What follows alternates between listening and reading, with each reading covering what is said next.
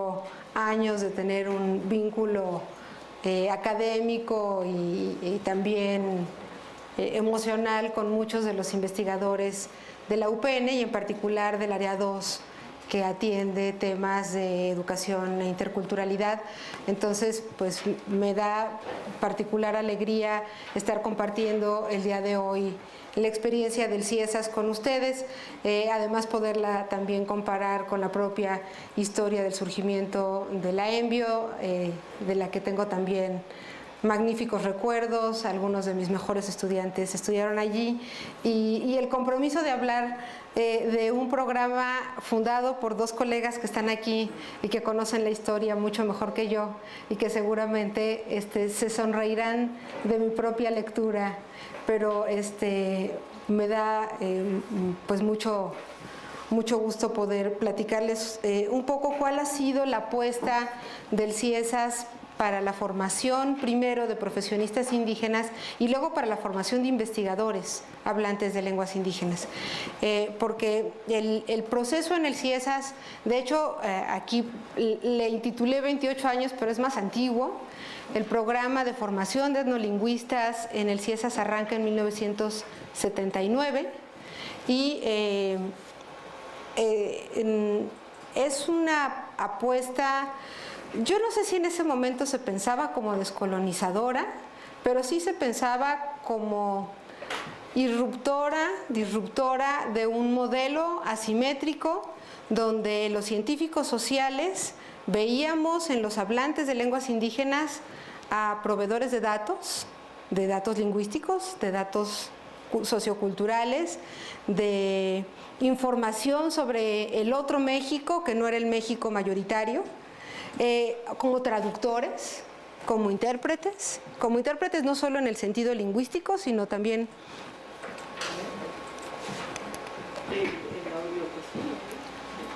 ahí está, ya, como intérpretes de una sociedad o de un conjunto de sociedades que no eran familiares para la mayoría de los mexicanos, pero al mismo tiempo con una relación siempre muy ambivalente entre el mundo académico de las ciencias sociales mexicanas y los pueblos indígenas. Entonces, en 1979, y de hecho un poco antes es que arranca la discusión en el CIESAS, por un lado el que era entonces director todavía ni siquiera se llamaba CIESAS, se llamaba CICINA, Centro de Investigación Social del Instituto Nacional de Antropología e Historia. Se habían peleado un conjunto de investigadores del INA con la escuela que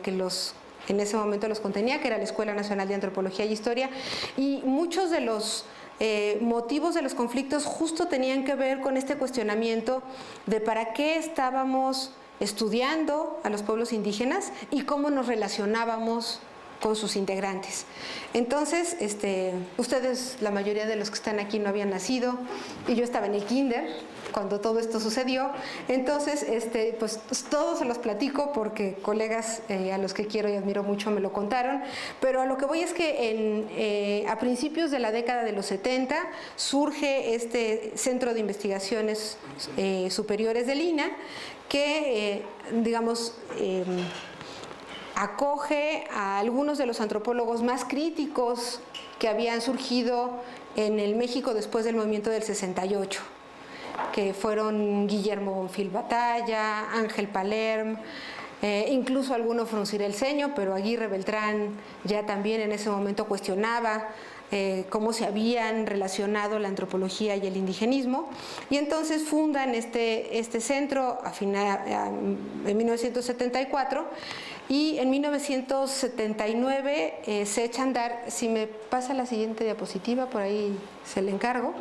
se echa a andar este programa de formación en etnolingüística, es una licenciatura en etnolingüística. El programa surge a iniciativa de dos personas en ese momento que estaban dentro de CICINA. Por un lado el propio Guillermo Bonfil, que era el director, y un investigador hablante de náhuatl, el único investigador que hablaba una lengua indígena en ese momento dentro de la planta de investigadores de CICINA, que se llamó Luis Reyes García. Él más bien era etnohistoriador, pero tenía una tradición de investigación sobre códices y había desarrollado también un trabajo importante sobre el náhuatl colonial. Y el otro personaje fundamental en esta historia, que casi siempre las historias tienen varios personajes, había pertenecido al grupo fundador del CICINA, pero en ese momento había salido de allí porque estaba trabajando en el Instituto Nacional Indigenista y ahora es un investigador de regreso en el CIESAS, que es Salomón Ahmad. Y los tres se plantean desde su diferente lugar, diríamos los lingüistas, desde un diferente lugar de enunciación. Bonfil Batalla desde esta, todavía no escribía México Profundo, pues estaba apenas empezando a plantear su modelo de este otro México que no se dividía en dos, sino de hecho era un continuo que iba desde lo que se percibía como el México más moderno, industrializado, urbano, al México más tradicional, entre comillas, rural, en donde se hablaban muchos idiomas. La posición de Luis Reyes García como investigador, etnohistoriador hablante del náhuatl, y la posición de Salomón Ahmad como antropólogo indigenista, pero desde una perspectiva del indigenismo crítico. De hecho, Salomón terminó en la cárcel. Entonces, esta historia es una historia, y es un poco lo que les quiero venir a contar, es una historia de claroscuros, de apuestas, de cuestionamientos, y algunos salieron muy exitosos, otros, como todo en la vida, pues no tanto. La primera generación de la licenciatura en etnolingüística arranca en 1979 y arranca en la ciudad de Pátzcuaro, en Michoacán. Se van 50 muchachos, eligen entre un conjunto muy grande de docentes que en ese momento trabajaban todos en el Departamento de Educación Indígena. Todavía ni siquiera existía la Dirección General de Educación Indígena, y eligen un modelo formativo por familia lingüística y con una propuesta pedagógica también innovadora, en pequeños grupos de trabajo por lengua.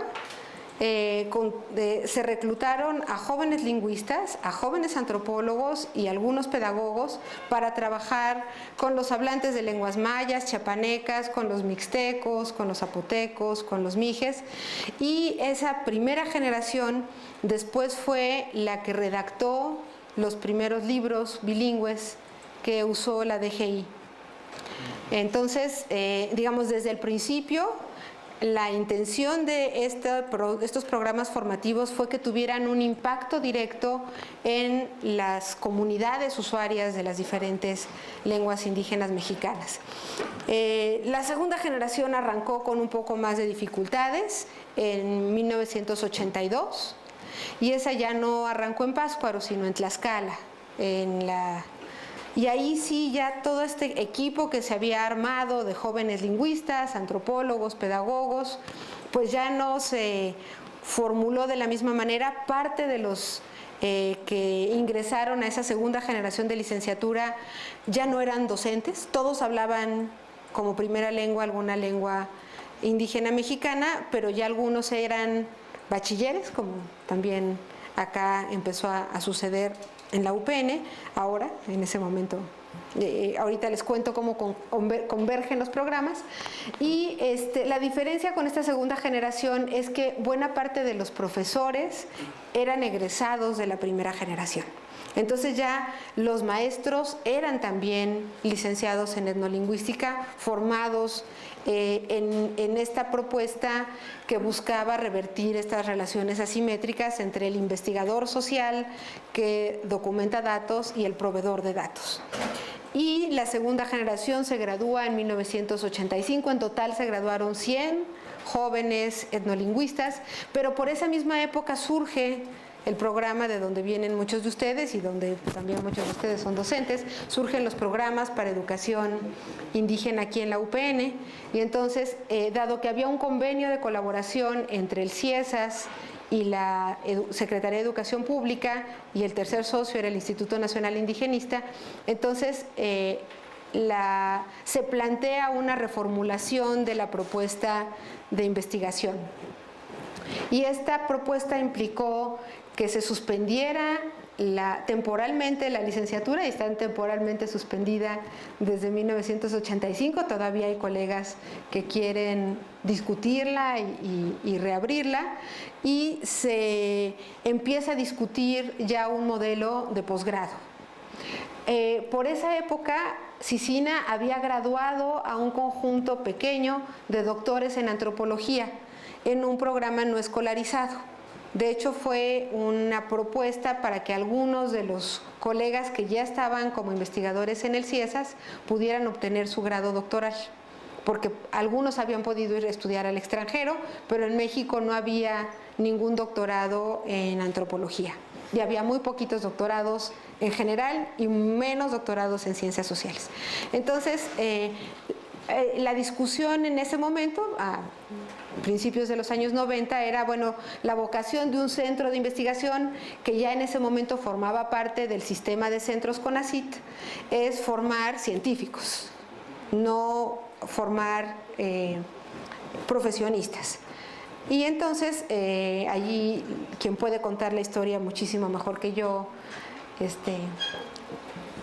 pues están aquí en el salón, pero siempre es raro hablar de eso estando los actores presentes, pero al mismo tiempo me da mucho gusto hacerlo.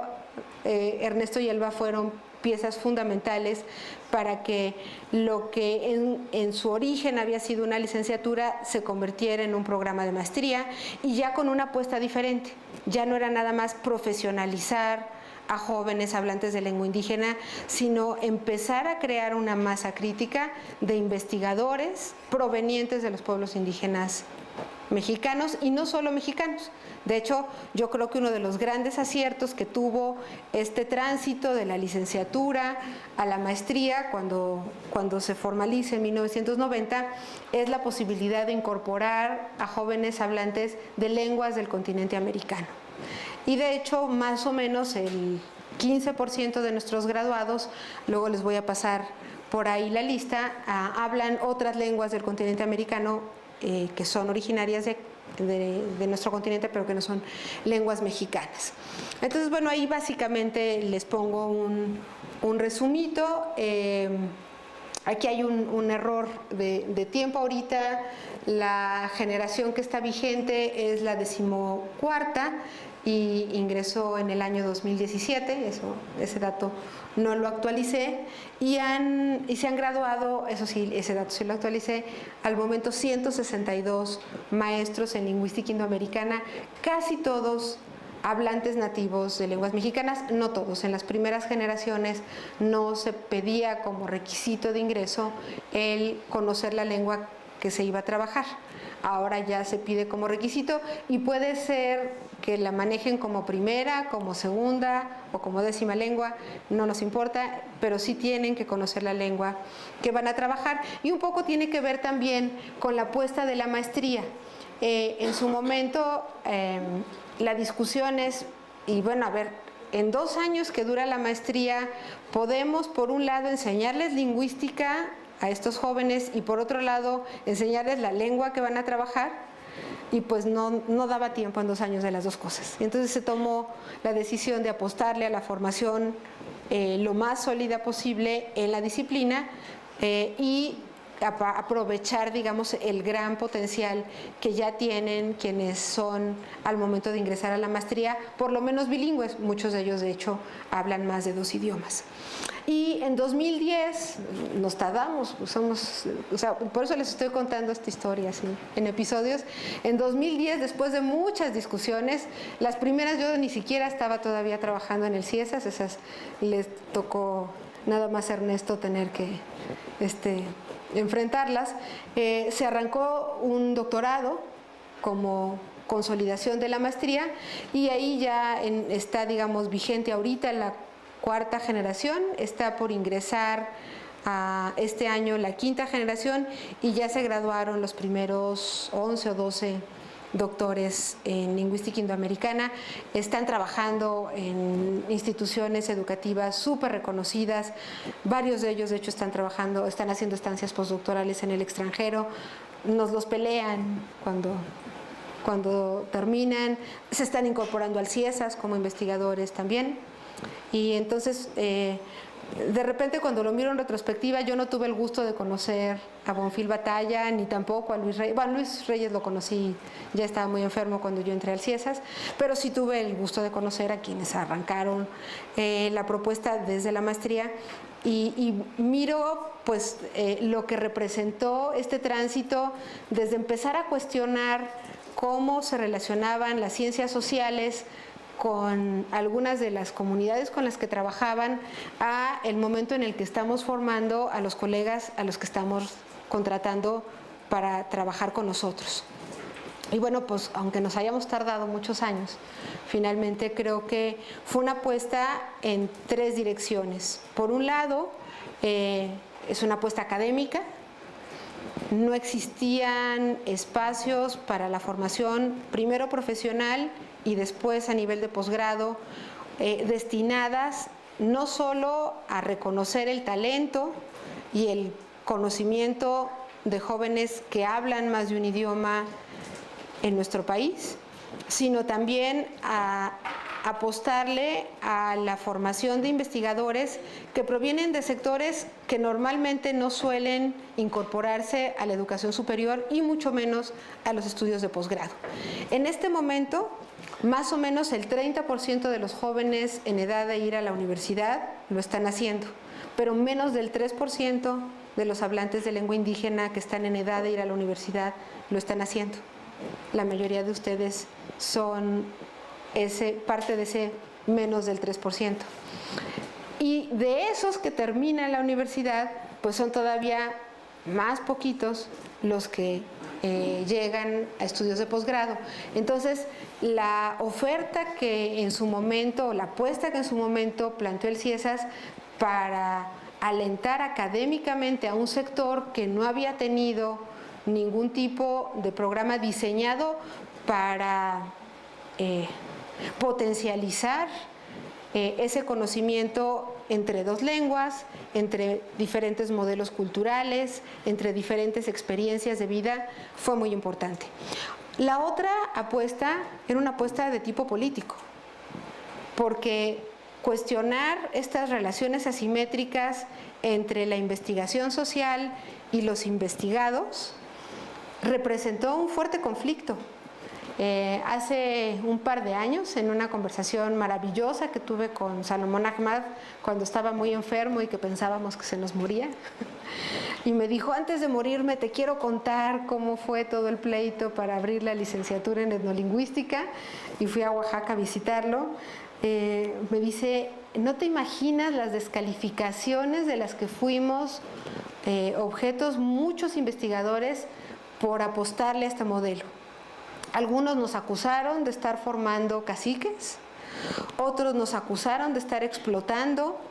el conocimiento de los jóvenes para nuestro beneficio como investigadores, otros más nos acusaron de cursis y algunos nos acusaron de ideologizar a jóvenes que estaban viviendo en mundos no modernos, intocados. Me dice: pero fue lo más amable que nos dijeron. O sea, nos dijeron de todo. Entonces, fue esta apuesta política, esta apuesta académica y ahora una apuesta también de una incorporación al mercado de trabajo en condiciones equitativas, la que nos ha permitido, pues, abrir brecha, seguirnos peleando, porque por eso saqué a colación que las primeras negociaciones sobre la apertura del doctorado no me tocaron a mí, le tocaron todavía a Ernesto y yo por lo menos me eché 3 buenas rounds, yo no sé cuántos le tocaron a él, hasta que finalmente logramos vencer. Pero además me sorprendió cuando platiqué hace 2 años con Salomón, escuchar los mismos argumentos que le habían dicho a él en 1979, que me los hubieran dicho a mí en el 2009. O sea, 30 años después me seguían acusando de cursi por creer que se podían formar académicos indígenas que estuvieran en calidad de colegas con el resto de los investigadores sociales. Me acusaron de explotadora porque seguramente lo que quería era que estos estudiantes generaran los mejores datos lingüísticos posibles para que los lingüistas del CIESAS nos convirtiéramos en los más fregones de la pradera, y también me acusaron de colonial y de paternalista. Entonces dije, qué barbaridad. Yo primero pensé que todas las agresiones habían sido contra mí, pero bueno, finalmente veo que ha sido una... y al final, si me pasas la siguiente... ahora sí, ya está, la siguiente. Lo que nos planteamos en su momento, cuando se discutieron, de hecho, desde el plan de estudios original, que como ya les conté, yo todavía no estaba trabajando en la institución, de hecho ni siquiera había terminado yo misma la licenciatura, hasta que se plantea ya la propuesta de plan de estudios actual, pues lo que el mismo grado de conocimiento sobre la diversidad lingüística en México y sobre lo que implicaba documentarla era muy diferente a lo que tenemos ahora como escenario. No existía la Ley General de Derechos Lingüísticos en el 1990. Parte de la agenda de fundar la maestría precisamente tenía que ver con crear una masa crítica que permitiera la integración de lo que originalmente iba a ser un Centro Nacional de Lenguas, que luego terminó siendo el INALI. Mucha gente involucrada en la formación de lingüistas en el CIESAS participó en la redacción de la Ley General de Derechos Lingüísticos y después participó también en el diseño del propio Instituto Nacional de Lenguas Indígenas. Todos hemos en algún momento colaborado de una manera u otra con el instituto y digamos, nos ha tomado pues todos estos 40 y muchos años de tiempo, pero finalmente creo que estamos ya con la posibilidad de plantear que tenemos por un lado un conjunto de graduados que pues nos demuestran que valió la pena haber sido tercos, que no se trataba de un proyecto de embosada colonialidad, sino que realmente el espíritu de Bonfil Batalla y de Luis Reyes y de Salomón de tratar de revertir cómo se daban las relaciones de investigación con y para los pueblos indígenas se podía hacer de una forma distinta, y que había un gran talento en un conjunto de jóvenes hablantes de lenguas indígenas que sin este espacio específico de formación difícilmente íbamos a poder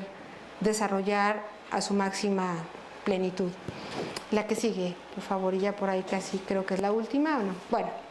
ahí les prometí un poco la lista de lenguas que se han trabajado en el programa. Entonces, bueno, como ven, acá están las lenguas mexicanas, que son, pues, no puedo decir que casi todas, pero casi todas. Y el resto de América Latina están todas estas, es decir, desde el CIESAS se ha generado investigación original en un conjunto muy importante de lenguas del continente americano. Muchas de estas investigaciones son investigaciones inéditas, es decir, son investigaciones que han partido de cero porque no existía absolutamente ningún material sobre estas lenguas, no sabíamos absolutamente nada de cómo funcionaban, de cómo era su dinámica sociolingüística, de cómo la aprendían los niños, de cómo se enseñaba en las escuelas. A partir de las investigaciones de los egresados de la maestría y del doctorado, contamos con información valiosísima sobre la dinámica de muchas lenguas mexicanas y de lenguas del resto del continente americano. La que sigue, por favor. Además, los dos programas, tanto la maestría como el doctorado, están en el Padrón Nacional de Posgrados de Calidad del CONACYT, la maestría con nivel internacional, el doctorado está en consolidación y eso nos permite contar con becas de CONACYT para todos nuestros estudiantes, pero además es un posgrado que tiene reconocimientos en todo el mundo. Han ganado más del 20% de sus graduados sus tesis han ganado premios tanto en la licenciatura de maestría como de doctorado, han ganado premios en México y en el extranjero. Son investigaciones que están siendo citadas por lingüistas en todo el mundo y sobre todo están permitiendo cuestionar cómo funcionan las lenguas del mundo. O sea, una de los grandes aportes de este programa de posgrado es que desde la documentación de la dinámica de las lenguas no europeas hemos podido dialogar con los lingüistas que trabajan estas lenguas ya muy conocidas, como el español, como el inglés, como el francés, y hemos podido mostrar fenómenos de otras lenguas muy estudiadas a partir de lo que estamos descubriendo del funcionamiento de estas lenguas menos estudiadas, tanto en la estructura de estas lenguas como también en su dinámica de uso. Entonces, por ejemplo, algunas de las líneas que son emergentes, en su momento era muy importante la documentación básica de las lenguas. Pues nadie había escrito una gramática del Mije, necesitamos una gramática del Mije de la Alta. Ahora ya podemos darnos el lujo de hacer estudios más sofisticados de pragmática, de semántica, y últimamente estamos haciendo muchos trabajos sobre bilingüismo, entre otras cosas porque cada vez la población que habla lengua indígena presenta fenómenos de bilingüismo más complejos, pero además porque también estamos encontrando que la interacción entre el español y las lenguas indígenas de hecho ha marcado al español que hablamos en México. Y algo que es obvio para cualquiera de nosotros como hablantes en términos intuitivos, una buena investigación lingüística lo que nos permite mostrar es que esto que percibíamos como una relación completamente asimétrica entre el español y las lenguas indígenas, de hecho no lo es tanto, y ha permeado un montón de información de las lenguas originarias al español que hablamos en diferentes partes del país. Y bueno, por ahí creo que ya me queda nomás la última. No, esto ya creo que ya se los conté. Y como les comentaba, pues me da muchísimo gusto pensar que tanto los profesores del posgrado como los egresados son investigadores, somos, es decir, investigadores fuertemente comprometidos con la calidad académica de la información que producimos, pero también fuertemente comprometidos con las comunidades lingüísticas dueñas de las lenguas, que nos encontramos colaborando con diferentes instituciones de educación en todos los niveles educativos, desde el preescolar hasta la educación superior, y también que hemos colaborado, pues como ya les mencionaba, con instituciones como el INALI, pero también con otras instituciones que están buscando dignificar y fortalecer el uso de las lenguas indígenas, no solo en México, sino en el resto del continente americano. Y últimamente tenemos un nuevo hijo de este posgrado, que es un gabinete de investigación y servicios interculturales. Tenemos algunos egresados que no se sienten tan cómodos en el ámbito académico de la investigación y docencia tradicional, y que precisamente su compromiso con las comunidades usuarias de estas lenguas es muy grande, y entonces estamos trabajando en un padrón de intérpretes, traductores, peritos, que están colaborando con juzgados, con autoridades electorales a nivel federal y a nivel local, con juzgados tanto también federales como locales, con la Comisión Nacional de Derechos Humanos, con comisiones de derechos humanos estatales, para que se contribuya al cumplimiento de los derechos lingüísticos de los pueblos indígenas. Y bueno, se los menciono porque la ley general, como ley general, pues no tiene muchos dientes. Entonces, pues si el Estado mexicano la cumple o no, de hecho no pasa nada si no la cumple. Entonces, algo de lo que me gusta platicar cuando menciono cómo va este programa es que muchos de los egresados ahora están muy comprometidos con tratar de ayudar a que la ley se cumpla, y si no se cumple desde las instituciones del Estado en lo formal, sí buscar maneras de que desde las bases se demande su cumplimiento. Y bueno, hay otro programa que tiene el CIESAS y que se funda en 2001 y que de alguna manera se inspira en la experiencia del posgrado en lingüística indoamericana, que es el programa de becas para estudiantes indígenas. Primero se llamó PIBI, lo financió durante 12 años la Fundación Ford, ahora se llama ProBepi y lo financiamos íntegramente con CONACYT y el CIESAS. Y la idea pues tuvo que ver precisamente con esta apuesta que, como les mencionaba, por un lado es una apuesta académica, pero por otro lado es una apuesta política de fortalecer la formación a nivel de posgrado de jóvenes hablantes de lenguas indígenas. Y el ProBepi, ahora con un financiamiento canadiense, también está creciendo y está por salir la convocatoria para un programa de estancias postdoctorales para académicas indígenas en centros CONACYT. Y la idea es que eso ayude a reclutar graduadas de doctorado. Hay muy poquitas todavía, tenemos apenas localizadas como una treintena, pero la idea es entre CONACYT, CIESAS y un financiamiento de una instancia financiadora del gobierno canadiense, financiarles 3 años de beca postdoctoral y un recurso de investigación para que empiecen a incorporarse al medio académico, pero vinculadas a las comunidades de las que provienen. Ese es el otro tema, digamos, que ha sido muy desafiante para el desarrollo de un programa como este. Y era la última acusación de la que hemos sido con frecuencia víctimas y que no mencioné, y es que estos programas sacan a los jóvenes de su comunidad y los jóvenes no regresan. Y como me decía alguno de los chicos que salió, dijo, bueno, pero es que yo no puedo enseñar lingüística en mi ranchería que tiene 17 casas. Y entonces lo que me doy cuenta ahora es que buscan la manera de contribuir con el desarrollo de sus comunidades, independientemente de dónde estén viviendo y qué inserción tengan en el mercado de trabajo. Y que no necesariamente estábamos formándolos para que volvieran a su localidad, sino para que incidieran de una manera mucho más amplia y ambiciosa en el reconocimiento, la documentación, pero sobre todo la dignificación de lenguas históricamente discriminadas. Y pues probablemente si de algo debemos de sentirnos orgullosos, Elba, Ernesto, otro